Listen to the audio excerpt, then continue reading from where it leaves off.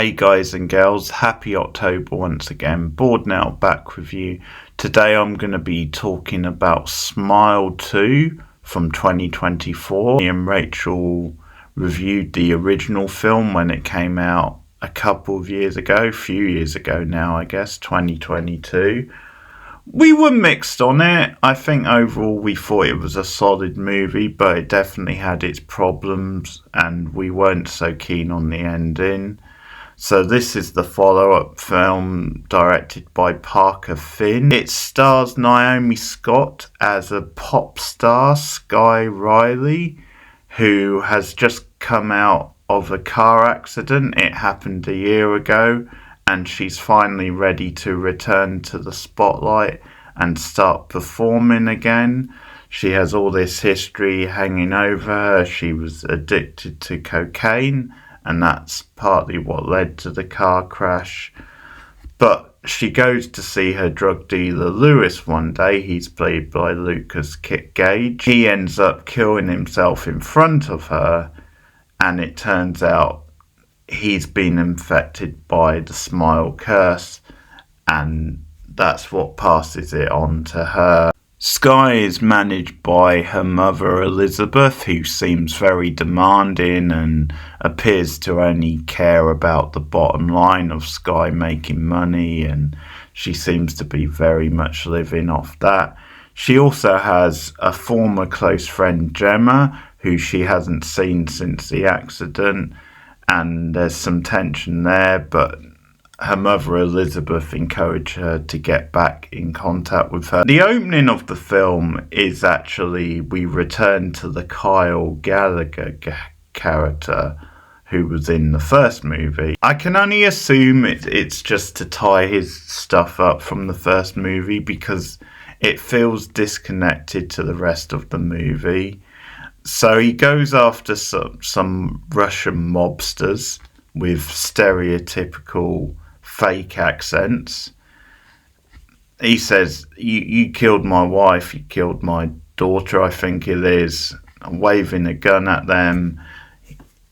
Things escalate, he kills a bunch of them, but a bunch more come after him. He also comes across this other guy who seems very nervous and like paranoid, and he runs away out the window from the mobsters, but then is hit by a car and killed, and we get a trail of blood. Now, I think the idea is that he's meant to have the curse, maybe, and then he gets killed, and the idea of the trail of blood is that maybe someone's going to come across that and be infected. I don't really know, because I can't remember that much about the first one since it's been a few years. Very jarring opening. It's sort of a warning for the film, really. The very frenetic use of camera work, and it's just very over the top and more than it needs to be, and it's quite a cartoony opening scene, but it's a bit random considering it's not really connected to the rest of the movie. One big plus is Naomi Scott, because I think she is very good in it. I think she's very convincing as this pop star who's constantly in the spotlight, feeling the pressure from her fans, from the media, from the people in her life, trying to regroup herself. And it does capture some very authentic moments about being in the media glare and about being a big pop star, where you're almost in this really surreal type bubble. And she is very good. Like I said, she's very good in the performance side when she's performing routines. She's got quite a distinct look about her, very much a Lady Gaga style look.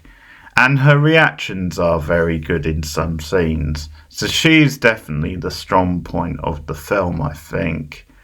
And like I said, there are some authentic moments where it seems to capture quite well the life of a pop star when you are constantly in demand. There's quite an effective scene when she's signing autograph, and you get a sense of rabbish sort of fans.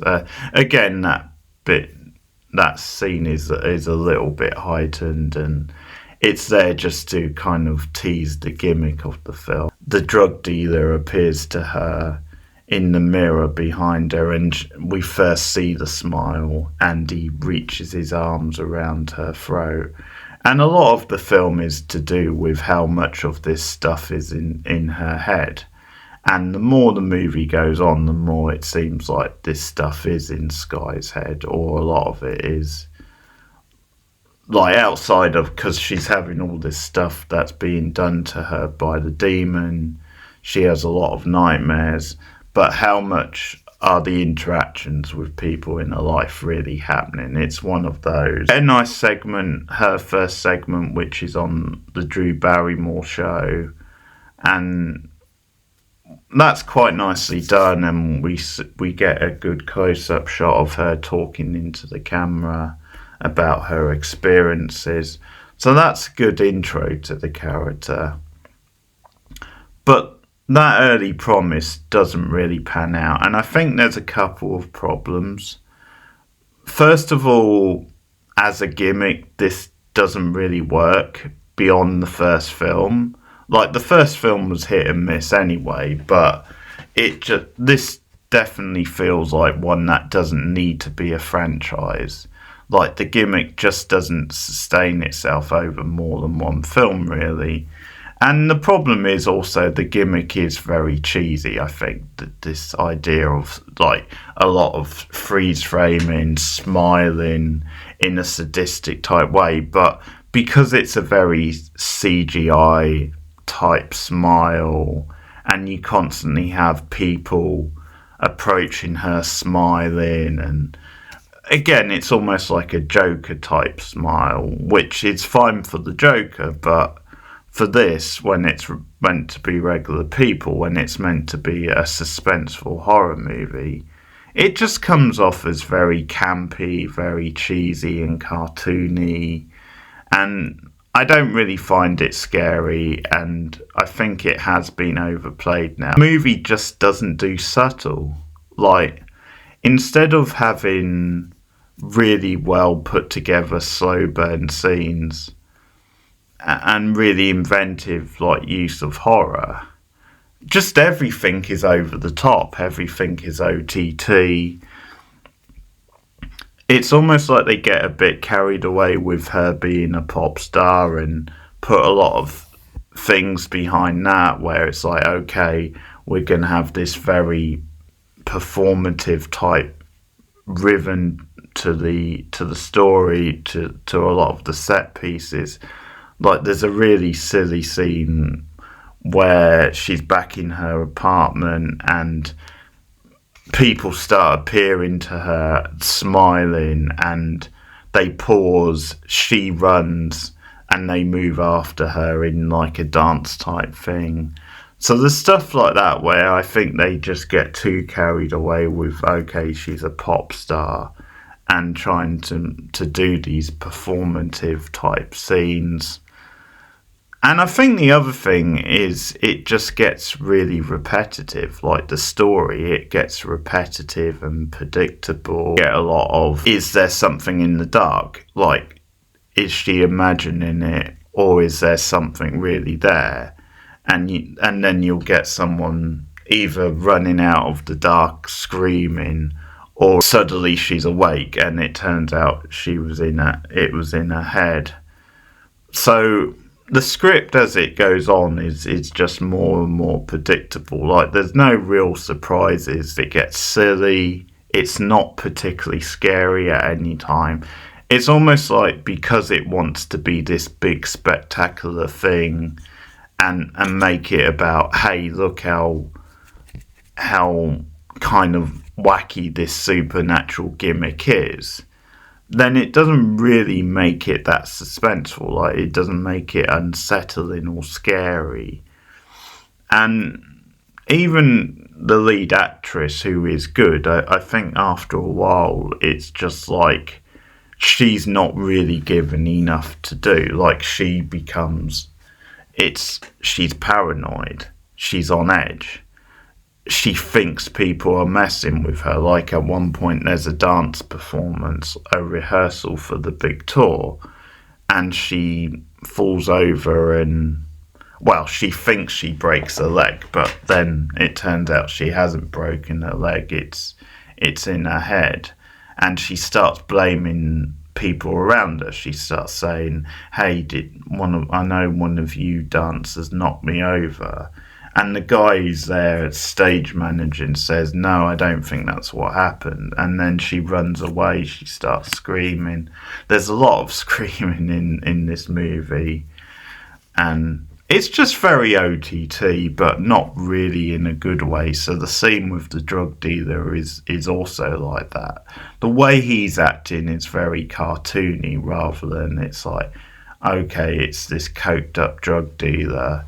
And he's got reason to be heightened because he's been possessed by the curse as well. In the end, it doesn't really amount to too much. It becomes quite grating and repetitive. The gimmick of the movie doesn't work very well. It doesn't really sustain itself for like a sequel.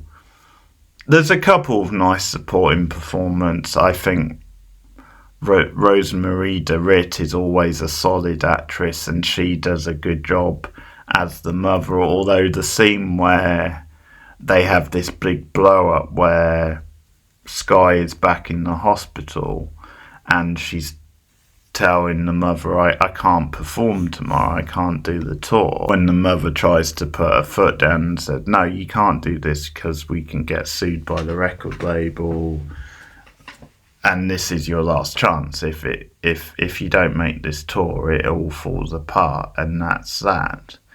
And Skye has a blow up saying, "God, is that all you care about? You don't care about me at all." And they have a bit of a shouting match, and that part of the scene is very well done.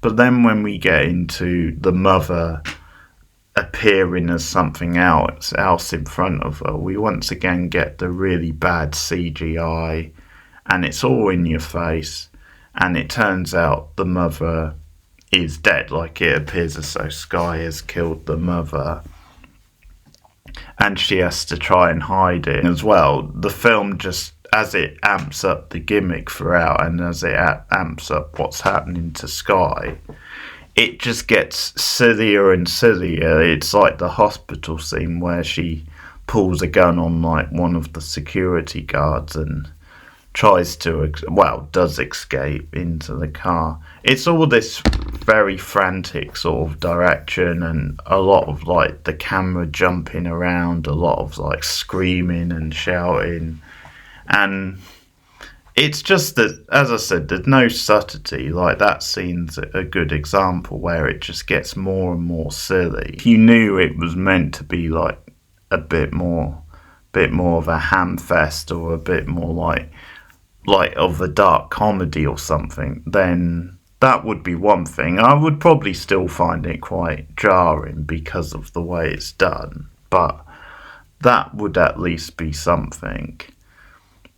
So it does have its moments, like the autograph signing scene is quite well done. And there's a couple of the early scenes that are quite well done. With the friend Gemma was quite well done as well. Or at least I quite like the dynamic between those two characters. And it wasn't a bad reveal then it turned out that Gemma was never in contact with her, because since the car crash, like, Skye has apparently turned her back on Gemma and insulted her. So we get the scene where Gemma comes to see Skye originally, and Skye is all on edge, and she apologises to her. Gemma agrees to stay the night to watch over Skye. Morning we get more, or throughout the night we get more antics where Skye is imagining that she's killed Gemma. At this point, Skye has been contacted by this guy Morris, who is the brother of one of the previous victims, and he says, "I'm a surgeon, and the only way to really beat this thing and not to kill you is then we need to stop your heart, but in a way so that it doesn't kill you. And then if we wait until the spirit has then passed on and moved on, I can revive you and you should be free of it. And at first, Skye isn't willing to go through with all this, but then she has a change of heart. And when Gemma picks her up in the car, she's like demanding that, can you take me to Staten Island? So she decides she wants to go through with it. But then there's this reveal that Gemma isn't in the car at all, because she gets a call from Gemma, and Gemma is like, you insulted me back then, I've not seen you since then, and you've been sending me all these weird texts. So it turns out Gemma didn't stay the night in the previous scene and still wants nothing to do with Skye. And we see the smiley face from Gemma in the front seat saying Gemma hates you and all the rest of it. So that was quite a nice reveal. It wasn't really surprising, but it's something I didn't see coming. That was quite nicely done. I guess another problem is then with a movie like this, so much of the gimmick is stuff happening in her head, then it kind of makes it feel a bit cheap, because so much of the movie and the actual stuff in the real world might just be her imagination. Like, we don't know for sure really at the end of the movie if she killed her mother or not. I think she probably did, but you can never quite be sure because of the other stuff that she's just imagined. The ending of the film, I think, was really unsatisfying, because she goes to Morris and his plan is basically to put her in like this sort of pizza-like freezer so that he can kind of keep her alive cryogenically, I guess. And he goes away and she starts panicking, confronted with a version of herself, which again, it's a very over-the-top moment. And that becomes quite cliched, because her fighting with herself, and then she sort of goes under and she wakes up and she's in like a concert type setting, but then a monster bursts out of her chest, and it's again a really bad looking CGI thing. So again, it's the idea of she's the monster, like a monster within herself, and she's fighting it, and that is so over the top and in your face. And it kind of just ends with like the monster eating her, and the fans watching on stage. But so that's not a great ending really, because you're not really sure if what Morris did ultimately works. Maybe it doesn't work because we see all this stuff, so it's like eventually she succumbs to it. But yeah, you don't really get a clear-cut answer on that really. So yeah, it's a pretty mediocre film overall. More and more silly, more and more boring as it went on, and didn't really give me a lot of a reason to care about things. The first one, at least, you did get of a build up to things, and you didn't get so much of like the over the top gimmick jump scares in the first one. It was a little bit more grounded, I think.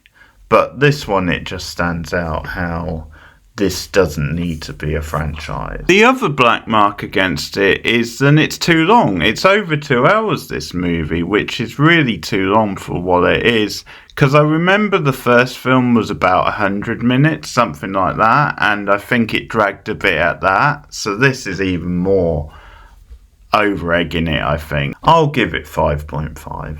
So that's my thoughts on Smile 2. Let me know what you think of the movie in the comments below. Like and subscribe as always. You can support me at patreon.com/borednow. and I will be here all October reviewing horror movies with some guests some of the time, and there'll be many more things in October, including live streams and special events. So thanks for listening, guys. Keep watching horror movies, and I'll see you again soon. Bye. I need you to listen to me. Something really bad happened. You remember Louis Fergoli? From high school? I went to his apartment. But when I showed up... Louis?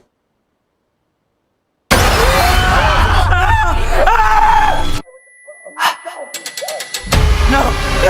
Get away from me! What? He was smiling at me.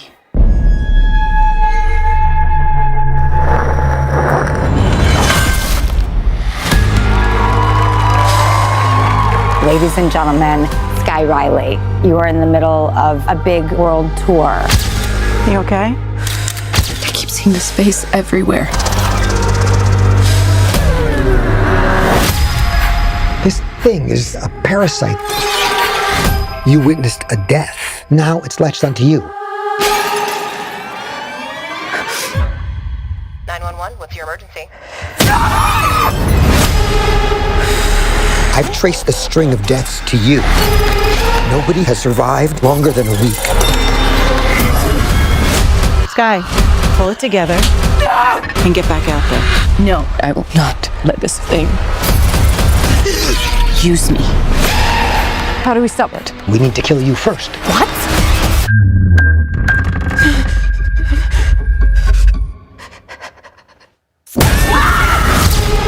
We have to end it! No matter what! You're not in control! I am! I need to stop it, but I don't know how.